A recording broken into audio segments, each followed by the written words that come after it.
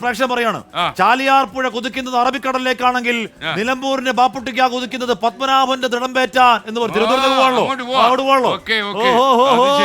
നന്നായി ഷൗക്കത്തിന്റെ പടയോട്ടം കാണുന്നു. എന്തായാലും നിലമ്പൂരിന്റെ അവിടെ ഈ പറഞ്ഞ നേരത്തെ ദീപക് ദർപ്പണം പറയുന്നത് പോലെ നല്ല കാതലുള്ള എന്താണ് നിലമ്പൂർ തേക്കിന്റെ പെരുമയുടെ കാതൽ പോലെ അകക്കാമ്പിന്റെ കാതലിൽ ആര്യാടൻ ഷൗക്കത്ത് മുന്നോട്ടൊക്കെ പോയിരുന്നു. 5272 ലീഡ്. ഇപ്പോൾ ഇടക്കരയാണ്. ഇനി ഇപ്പൊ പോത്തുകല്ലാണ്. പോത്തുകല്ലിൽ LDF UDF ഏതാണ്ട് 2 പേർക്ക് വോട്ടുണ്ട്. അത് കഴിഞ്ഞാൽ പിന്നെ PV അൻവറിന്റെ വീടിന്റെ മുന്നിൽ ഫുൾ സ്ക്രീനിൽ കാണിക്കും. PV അൻവറിന്റെ വീട്ടിന്റെ മുന്നിൽ നിന്നുള്ള ദൃശ്യമാണ് പ്രേക്ഷകരെ ഇപ്പോൾ കാണുന്നത്. അദ്ദേഹം എവിടെ? അതിന്റെ ഇടയിലും കാണുന്നില്ലല്ലോ. അത് വീട്ടിനകത്താണോ ഉള്ളത്? PV അൻവർ എനിക്ക് തോന്നുന്നു PV അൻവറിന്റെ വീടിന്റെ മുന്നിൽ നമ്മുടെ പട്ടാളം ആരാ ഉള്ളത്? അവിടെ എന്താ സംഭവിക്കുന്നത്? ഒരു സെക്കൻഡ് വേണം. അപ്പൊ PV അൻവറിന്റെ വീട്ടിന് മുന്നിലിരിക്കുന്ന പ്രവർത്തകർക്ക് നിരാശയുണ്ട്. കാര്യം അവര് വലിയ പ്രതീക്ഷയിലായിരുന്നു തോന്നുന്നു. കാരണം PV അൻവർ ഇപ്പോൾ വോട്ടെന്നല്ല. ആര്യാടൻ ഷൗക്കത്ത് 28,342. ഞാൻ പേര് മാത്രമേ പറയൂ. M Swaraj 23,188. PV Anvar 8,961. Mohan George 3,317. Vijayakumar പറഞ്ഞൂടെ? എല്ലാരും കൂടെ പറഞ്ഞ അത് മനസ്സിലാകാത്ത അവസ്ഥ ഉണ്ടാവും. അങ്ങനെയുണ്ട്. ഞാൻ വിചാരിച്ചു ഈ പാമ്പിയത്തെ അതുപോലെ ഇരിക്കുന്നത്. 28,342 ആര്യാടൻ ഷൗക്കത്ത്. M സ്വരാജ് അത് പോയി കണ്ടോ? ആ സമയത്ത് M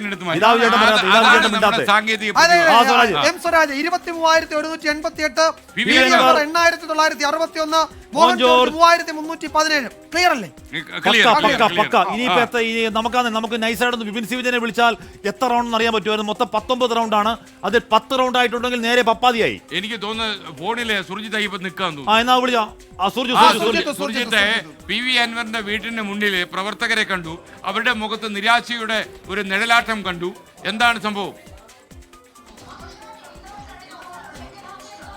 ആദ്യഘട്ടത്തിൽ SKN വലിയ രീതിയിലുള്ളൊരു ആവേശം ഇവിടെ പ്രകടമായിരുന്നു. പക്ഷേ ഇതാ 9,000 കടന്നിരിക്കുന്നു. 9,000 കടന്ന സ്ഥിതിക്ക് സ്വാഭാവികമായി 9,000 വോട്ടുകളുടെ സമാഹരണം PV അൻവർ നടത്തിയിരിക്കുന്നു. ആ ഒരു ആവേശം ഇവിടെയുണ്ട്.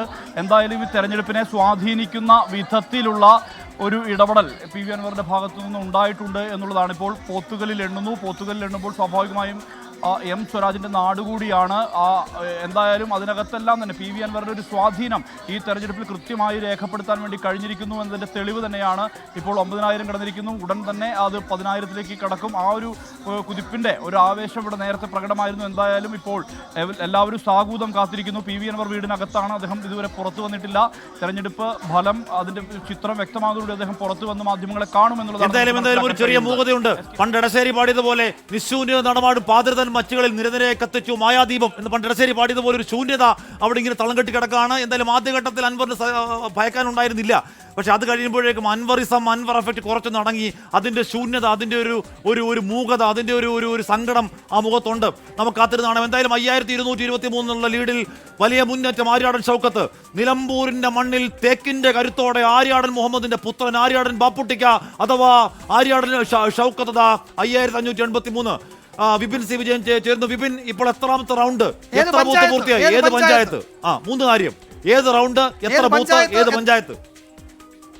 അഷ്മി, ഇപ്പോൾ 9ാമത്തെ റൗണ്ടാണ് എണ്ണിക്കൊണ്ടിരിക്കുന്നത്. പോത്തുകൽ പഞ്ചായത്താണ് എണ്ണുന്നത്. പോത്തുകൽ പഞ്ചായത്തിൽ എത്തുമ്പോഴേക്കും 5,630 എന്നുള്ള ഒരു ഫിഗറിലേക്ക്, ആ ഭൂരിപക്ഷത്തിലേക്ക് UDFന്റെ ആര്യാടൻ ഷൗക്കത്ത് എത്തുന്നു. 5,630 എന്നുള്ളതാണ് പോത്തുകൽ പഞ്ചായത്തിലെ 9ാം വാർഡ് ഇപ്പോൾ എണ്ണി തുടങ്ങിയിരിക്കുന്നു. ഇനി പോത്തുകൽ കഴിയുന്നതോടുകൂടി അടുത്തത് ചുങ്കത്തറയിലേക്ക് കടക്കും.